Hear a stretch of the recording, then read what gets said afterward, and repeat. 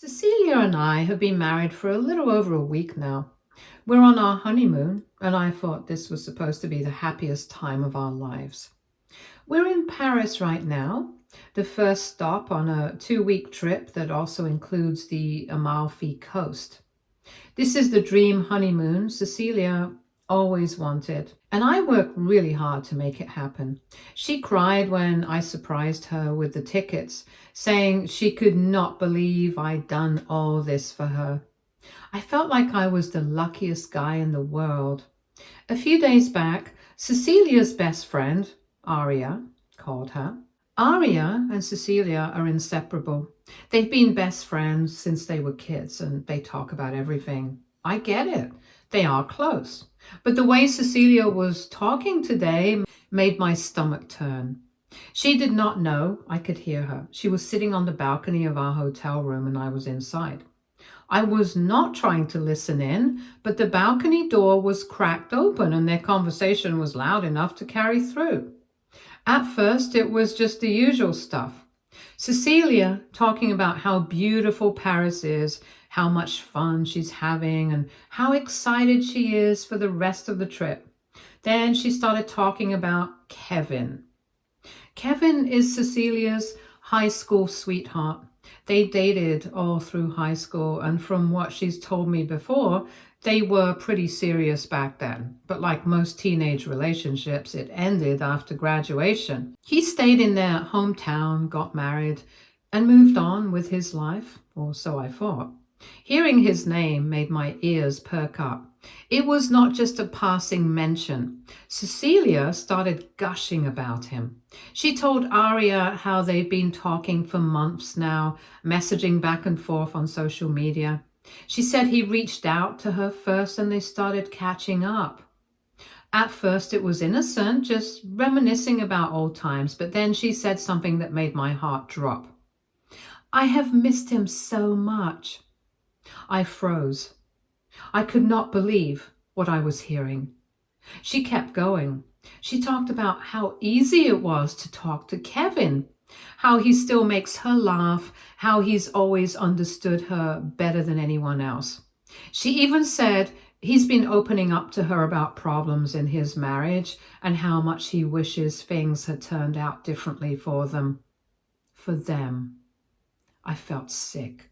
Then came the worst part. She told Aria she's been thinking about what it would be like to see Kevin again. Apparently, he's planning a trip to the city we live in for work, and they've already talked about meeting up when he's there. She said she could not wait to see him and joked about how it was funny that she's on this amazing honeymoon with her husband, but still thinking about someone else. Someone else. I do not know how long I sat there, frozen in my chair. My mind was racing. My heart felt like it had been ripped out of my chest. I thought back to all the times Cecilia's been on her phone during this trip. She's always been someone who likes taking pictures and posting on social media, so I did not think much of it. But now I can't help but wonder if she was messaging Kevin while we were sitting at a cafe on the Seine or walking hand in hand through the streets of Paris. The more I thought about it, the more it all started to make sense. She's been distracted at times, like her mind is somewhere else. I thought it was just the stress of traveling, but maybe it has been Kevin this whole time. I wanted to get up and say something. I wanted to walk out onto the balcony and ask her what the hell was going on, but I did not. I stayed, frozen in place, unsure of what to do. My mind kept replaying her words over and over. I have missed him so much. I feel like a complete idiot. I thought I was giving Cecilia the honeymoon of her dreams. I thought this trip was bringing us closer together, making memories we'd treasure forever. But now I'm wondering if her heart is somewhere else, stuck in the past with a man she hasn't been able to let go of. I keep thinking about the past few months. Cecilia and I were so busy with wedding planning that I never noticed anything unusual. She's always been private with her phone, but I never thought much of it. I trusted her completely. I never imagined she'd be carrying on a secret relationship, even if it is just talking with someone else, let alone her high school sweetheart. What hurts the most is knowing this isn't just a one-time thing. She's been talking to Kevin for 6 months, which means this started long before we said our vows. She was reconnecting with him while I was picking out our honeymoon destinations, planning every detail to make her happy. She was taking a bath when I checked her phone. I could not help myself. Their texts were more than just friendly. There were very inappropriate texts, pictures, videos, everything possible. They were talking about what it would be like to get together once again. It was just painful to read. I had been with this woman for 5 whole years. I thought I would spend the rest of my life with her. Here she was, getting involved with some guy she was dating back in high school. I have had women hit on me too, but I was always so clear about being in a relationship.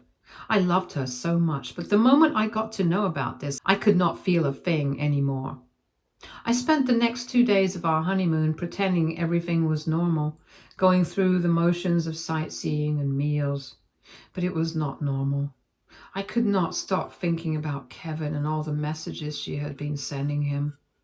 It felt like a betrayal of everything we'd built together. I have always thought of myself as someone who stays calm and rational, but this time I could not think straight. 2 days before our trip was supposed to end, while Cecilia was in the shower, I packed my things, grabbed my passport, and left the hotel. I did not leave her a note or a message, I just left. I got in a cab and went straight to the airport. My flight was not for another 2 days, but I did not care. I paid whatever it cost to get on the next plane home. Sitting on the plane, I had too much time to think. I tried to justify what I had done, but I could not stop feeling a mix of anger and guilt. Cecilia probably thought everything was fine and had no idea I'd overheard her. Now she'd wake up alone in a foreign country with no explanation. Part of me thought she deserved it, but another part of me felt like I had acted out of pure emotion and not logic. When I landed, I turned my phone back on and it instantly blew up with missed calls and messages. Most of them were from Cecilia, but Aria had also tried to contact me.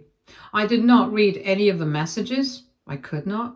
Instead, I went straight home, dropped my bags at the door, sat on the couch in silence, trying to figure out what to do next. That is when the idea hit me. I do not know if it was anger or exhaustion, but I decided I was not going to keep quiet about this. Cecilia had been lying to me, messaging Kevin for months and planning to meet him. I was not going to just let her get away with it.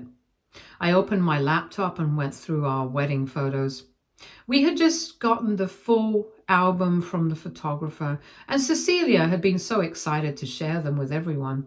I picked a few of the happiest ones, pictures of us laughing and dancing, looking like the perfect couple. Then I wrote a long post on social media.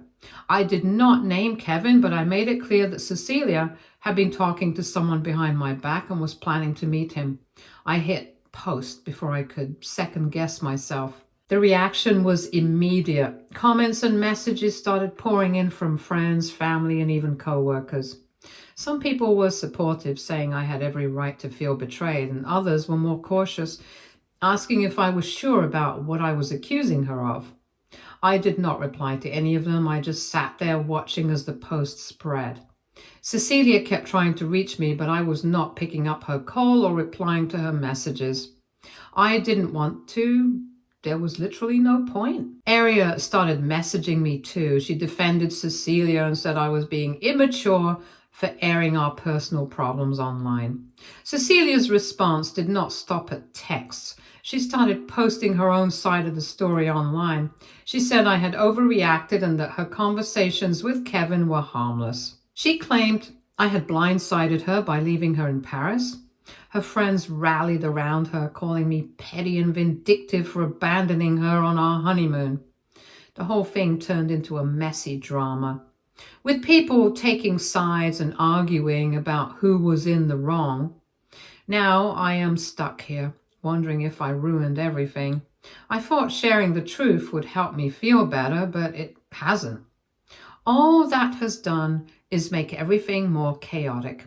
I have lost count of how many people have messaged me with their opinions. Some think I need to forgive her and work things out, while others say I'd be stupid to even think about staying with her. I haven't made any decisions yet. I keep replaying everything in my head from the moment I overheard Cecilia talking to Aria to the second I posted about it online. I can't stop wondering if I overreacted. Should I have confronted her privately? Was I wrong to put it all out there for everyone to see? Or was I right to let people know the truth, no matter how messy it got? Every time my phone buzzes, I feel a knot in my stomach. I have turned off most of my notifications, but the messages and calls keep coming. I do not know how to move forward from this. I do not know if I want to. All I know is that my life has been turned upside down and I can't see a way out of this mess. AITA for handling the situation so publicly. Update 1. Cecilia came back 2 days after I left. I figured she would. I think she expected to find me at home, ready to have a conversation or at least hear her out. But by the time she got to the apartment, I was long gone. I packed a bag, grabbed the essentials, and walked out. I could not stand being there, surrounded by memories of a relationship that now felt like a lie. My parents were my first stop. They've always been incredible, but this time they went above and beyond. When I showed up at their house, I did not even have to explain much. They could tell something was wrong just by looking at me. My mom hugged me. My dad told me to sit down, take a breath. When I finally managed to say that Cecilia had hurt me and that I could not go back home right now, they did not press for details. They just said, stay as long as you need. They even told me that if I wanted to make this arrangement permanent, I'd always have a place with them. Their kindness and support brought tears to my eyes. In a time when everything felt upside down, it was comforting to know I had them in my corner. Meanwhile, Cecilia was trying to get in touch with me. The moment she reached the apartment and realized I was not there, my phone started buzzing nonstop. At first, it was just calls, one after another. I ignored all of them. Then came the text messages. Most were short and frantic. Where are you? Why did you leave? Can we talk? I did not respond to those either. I did not see the point. Later that evening, she sent me a long message. I opened it, partly out of curiosity and partly because I wanted to see what excuse she'd come up with. The message was a mix of anger, guilt-tripping, and denial. She said it was not fair of me to post about our situation on social media because it had ruined her reputation. According to her, some of her colleagues had seen the post and now she was worried about how they'd judge her. She went on to say that I was overreacting and that it was not as bad as I was making it out to be. She insisted she had not cheated on me and claimed the texts I saw were just between her and an old friend. Reading that message made my blood boil. She still did not get it.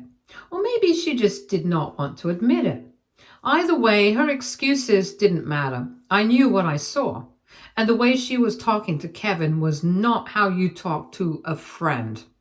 They were sending each other intimate pictures, texts, videos, and it was cheating, according to me. I still did not respond. I did not feel like engaging in a back and forth with her. It wasn't going to fix anything, and honestly, I didn't want to waste my energy. Instead, I stayed at my parents' house and tried to figure out what to do next. Being away from the apartment helped. It gave me the space I needed to process everything without being constantly reminded of what happened. Yesterday, something unexpected happened. I went to the supermarket to grab a few things, just some snacks and basic groceries. I was not in the mood to run into anyone, so I kept my head down. hoping to get in and out quickly. As I was walking through one of the aisles, I saw someone I didn't expect to see. Daisy, Cecilia's younger sister. Daisy's 20 years old and she's always been sweet to me. She's the kind of person who's easy to talk to and always seemed to have a smile on her face. Over the years, we developed a sibling-like bond. She even joked a few times that she considered me her older brother. When I saw her, my first instinct was to avoid her. I assumed she would try to talk me into reconciling with Cecilia, and I was not ready for that conversation. I thought about turning around and walking the other way, but it was too late. She had already spotted me. To my surprise, Daisy was not there to defend her sister. She walked up to me with a sad look on her face and said, "I'm so sorry for what Cecilia did to you." Her words caught me completely off guard. I didn't know what to say. Before I could respond, she went on to say how terrible she felt about the whole situation. She said she was angry at Cecilia for ruining everything, and that she could not believe her sister would do something so hurtful. Hearing that from Daisy was bittersweet. On one hand, it felt good to have someone acknowledge my pain and validate my feelings. On the other hand, it reminded me of how many people were affected by this mess. It was not just about me and Cecilia. Her actions had hurt others too. Daisy said she felt like she was losing a brother, and that hit me hard. I had not thought about how this would affect her. It made me realize that while I was trying to distance myself from Cecilia, I might also be cutting ties with people like Daisy who genuinely cared about me. We ended up sitting in the little cafeteria at the supermarket. Daisy talked a lot. She vented about how disappointed she was in Cecilia, how she did not understand why her sister would jeopardize such a good relationship. She kept saying it was so messed up and that Cecilia had made a huge mistake. At the end of the conversation, Daisy mentioned something I was not expecting. She said her parents were planning to reach out to me. Apparently, they are really disappointed in Cecilia and want to talk to me about everything that has happened. I was not sure how to feel about that. On one hand, it felt good to know they were on my side, but on the other hand, it was a reminder of how complicated this situation is. I told Daisy I'd be open to hearing from her parents, but I made it clear I have no plans to talk to Cecilia right now. Seeing Daisy was bittersweet. It reminded me of what I'd lost. But it also gave me some hope. Even though my relationship with Cecilia was over, it is comforting to know that not everyone in her life is against me. Update 2. After my conversation with Daisy, her parents reached out to me, just as she had said they might. It was Cecilia's mother, Ronnie, who called. She was crying and apologizing profusely, clearly devastated by what had happened. I tried to console her as much as I could, even though I knew this situation was not her fault. Ronnie had always been kind and caring towards me, and hearing her so upset was heartbreaking. Cecilia's dad told me he would help me out legally if I needed any help. Meanwhile, I knew that Cecilia was still staying at our apartment. I had been avoiding going there because I did not want to see her, but I could not put off getting some of my things forever. At the same time, I decided to take the next step in moving on. I filed for divorce. Filing for divorce felt like a big step, but it did not bring the relief I had hoped for. Instead, it left me feeling empty and sad. Even though I knew it was the right thing to do, the end of a 5-year relationship was not something to feel good about. I realized I needed to face Cecilia and let her know in person, so I decided to go to the apartment to tell her and hand her the divorce papers. When I arrived, Cecilia opened the door and her reaction caught me off guard. She looked thrilled to see me, like she thought I was coming back for good. Without giving me a chance to say anything, she hugged me tightly. I froze for a moment, unsure of how to respond, before gently pulling away. Cecilia immediately started talking, assuming I had realized I made a mistake by leaving. She was happy and hopeful, going on about how glad she was that I had come to my senses. I stayed calm, waiting for a chance to speak. It was clear that she did not think she had done anything wrong. Fortunately, I got her to sit down and I explained why I was there. I told her I had filed for divorce and that she would need to get a lawyer. Her expression changed instantly from hopeful to shocked. She was not expecting this at all. I went over the practical details with her, like the apartment bills, other responsibilities I had been handling. I wanted to make sure she was prepared to take care of those things on her own. When I was done, I handed her the papers and got up to leave. That is when she broke down. Cecilia started crying and yelling, accusing me of overreacting. She said I would never find anyone like her and that leaving her was the biggest mistake I would ever make. Her words stung, but I tried to stay calm and not let them affect me. She kept saying that I was being unfair and that I was looking for an excuse to end things with her. She insisted she had only been talking to a friend and that I was blowing everything out of proportion. I listened to her until she was done. Then I calmly told her about the evidence I had found, the texts, pictures, and videos. I told her I had screenshots of everything and that I knew the truth.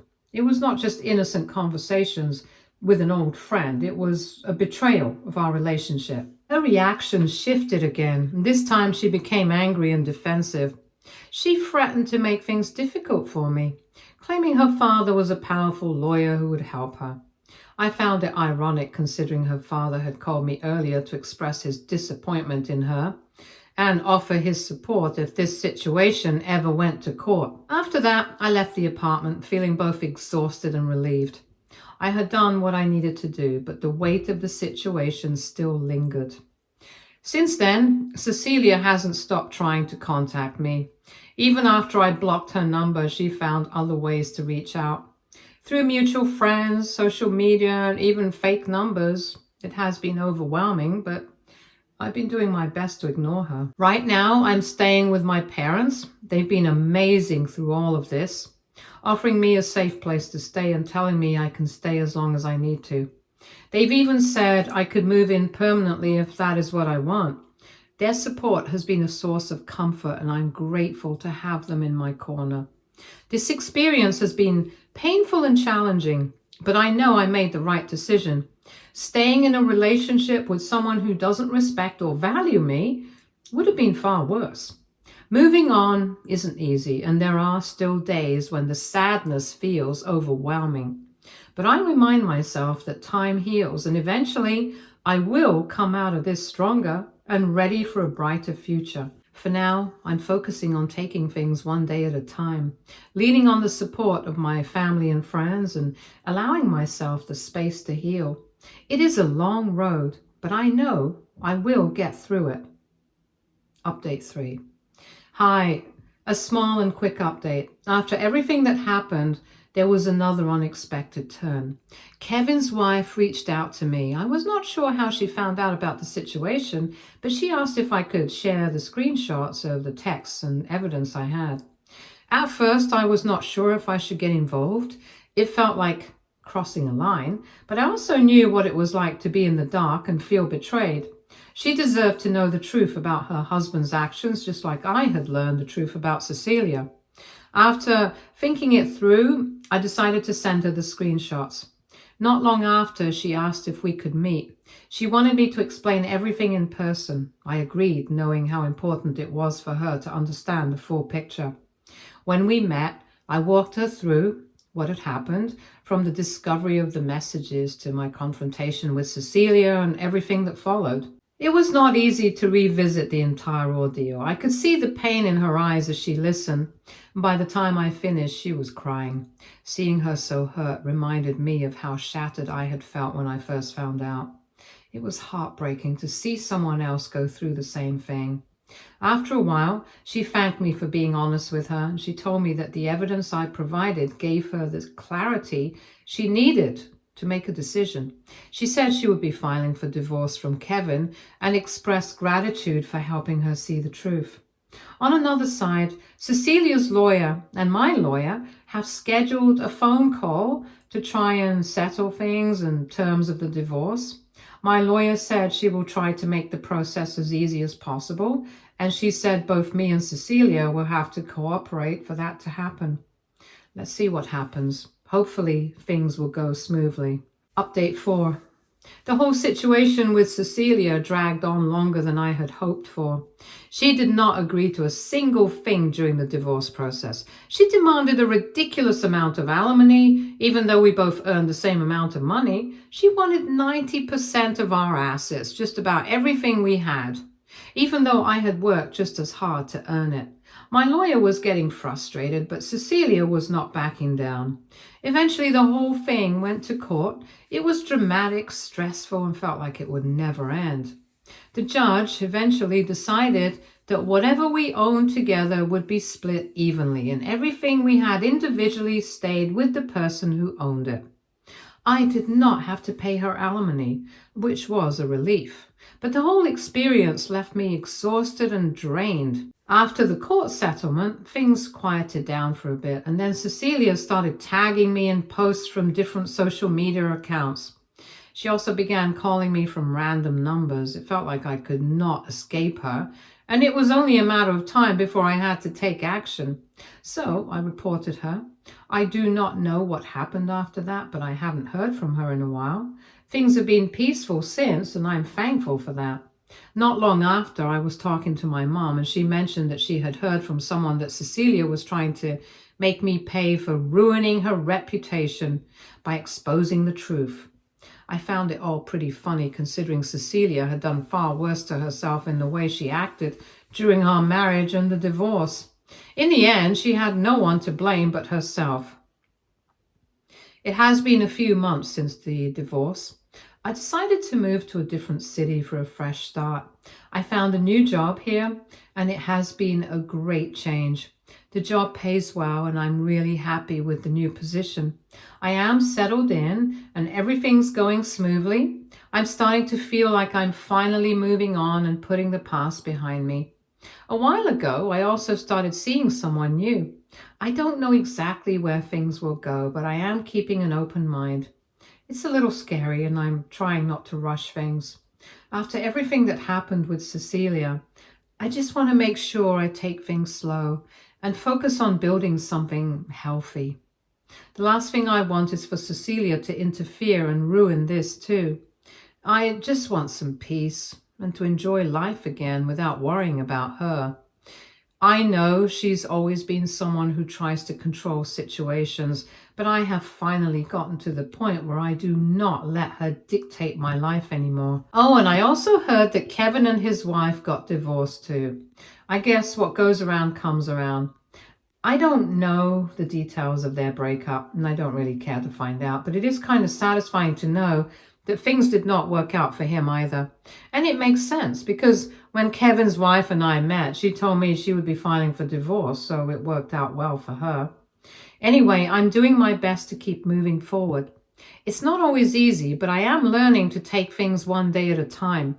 The new job, the new city, and the possibility of something new with this person I'm seeing, all of it is making me feel like there's hope again. I just want to keep going and not let anyone from my past drag me back. As for Cecilia, I hope she's figured out her own life by now. I don't know what she's doing, and honestly, I don't really care. I'm done being caught up in her drama. I've been through enough, and I'm finally starting to feel free again. Stay tuned for more stories from Argo relationships.